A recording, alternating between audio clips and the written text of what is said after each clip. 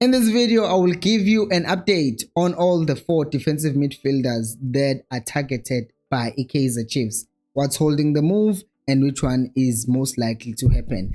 Hello and welcome to Khosi Nation Fan TV. I am Pelo, I am your host. This is where fans meet and talk about Kaizer Chiefs. I'm a Khosi Football Club. And as I said, we're talking about defensive midfielders today.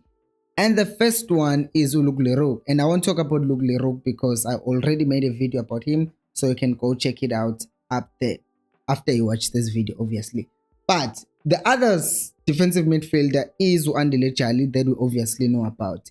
But Chiefs, it's understood Uguti, they are reluctant to sign Andile Jali.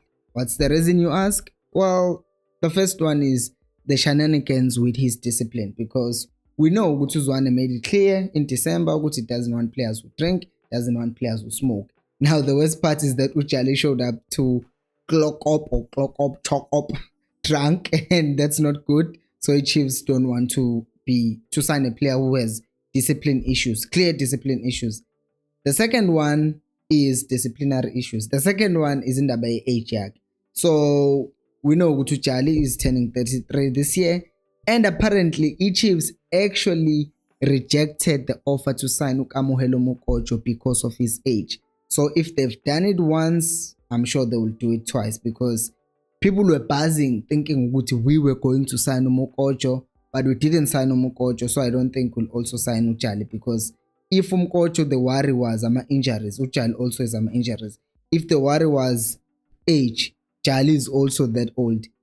In and over that, over and above that, there's also the fact that Uchali also has disciplinary issues, so Chiefs is definitely looking unlikely to sign him. But a player that they are likely to sign is Sibongiseni Mteto.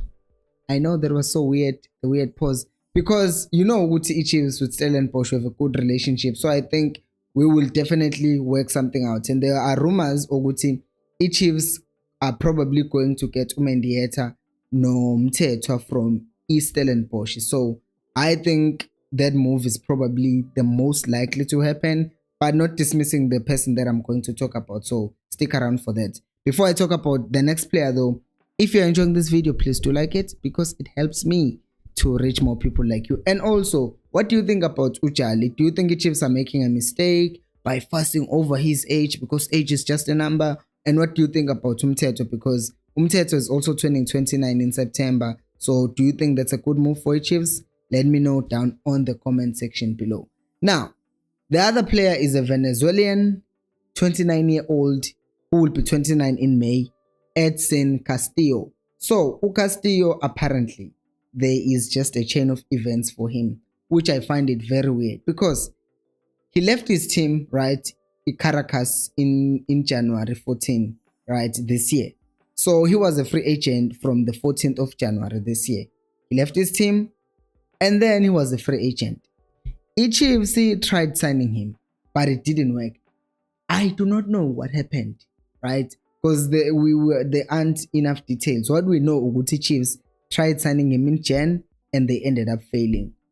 Uguti, how did the Chiefs actually bottle a move of a free player in January, who is playing in Venezuela, with all due respect to the country, but we know economically they are not in the greatest of places. So I don't know how they failed to lure that player into Chiefs. Or did they look at the logistics of signing him, with how long it was going to take in the visa? But still, we signed Ubasomboli around the same time. So I don't know what actually happened with that move. But Chiefs did not sign him. And what ended up happening is that he joined another team that is called Monarchs FC in February. And when he joined the team, the contract yake is going to end in December 2024, because they gave him an 18-month contract. So now we have a situation, a 2-year contract, pardon. 18-month contract. So now we're in a situation where we have a player that we could have signed for free, but now we are going to have to pay for him. He is a good defensive midfielder, but he can also play as a central midfielder, which once again always gets me worried. If we have a player who can play as a defensive midfielder but can also play as a central midfielder, because I think I've made my feelings known. Uguti, what I want from Chiefs at this point is not to sign a player who can also play as a defensive midfielder, but I want them to sign a player who will be a defensive midfielder. You get what I'm saying? Because if that's your position, then you are a specialist in that. You are the best at that.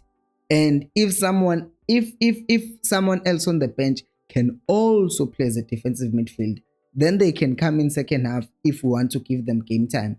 But I believe for every position that our team has, we must have a specialist in that position, and we must also have a player who can also play in that position. Because if you look at the situation that we're in right now, we have Umanti, we have Ustebe. Both those players can play as defensive midfielders, but they are not defensive midfielders. So at times you can say they seem lost at grounding because they don't know whether they should be fulfilling their role of being a 6-6, or they should be worried more about adding something creatively going forward. So I don't want to add more confusion to the team, because I feel like that is just not something that team needs right now. We need the stability. We need to know what we get from each player. If I know what I get from Solomon's pace down the right side, and I need to work with 1, 2, and 3. But if I have a player that I don't know where do they fit in the team, then that's why you end up finding a lot of players who are just sitting on the bench, and you're like, if we were to introduce this player into the team, what would they actually bring in? Because you don't know what they are best at. You just know they can be a defensive midfielder and they can be a central midfielder. And in doing that, now you have a player who, how can I explain this? You have a player who is probably playing as a defensive midfielder, but he doesn't even want to play in that position. And then when he's out of form and he ends up leaving the team like Okambule, then they say, oh no, Mina, I prefer to play as a number 9, but they played me as a winger. So now the excuse is I was underperforming because I was played out of position.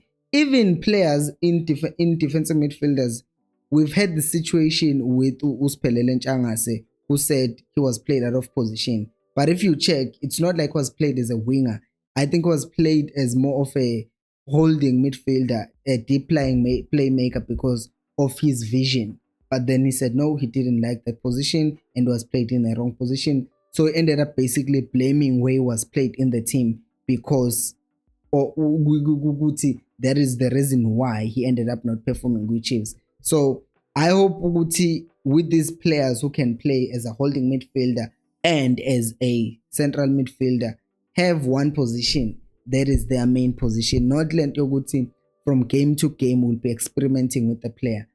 But I will say this move Castillo does not seem like it's an impossible move, because we have Kapamani, right?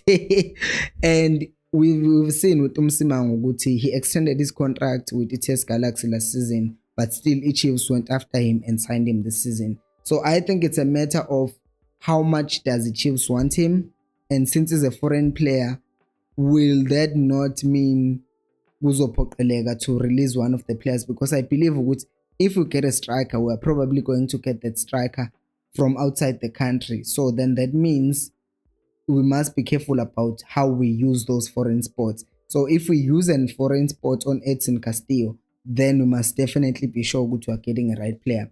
Otherwise, what do you think about Edson Castillo as well? Let me know down on the comment section below. And remember to like the video. Helps me to reach more people like you. Thank you so much for watching the video. I will see you on the next one. And until next time, remember, equals Alpelumo.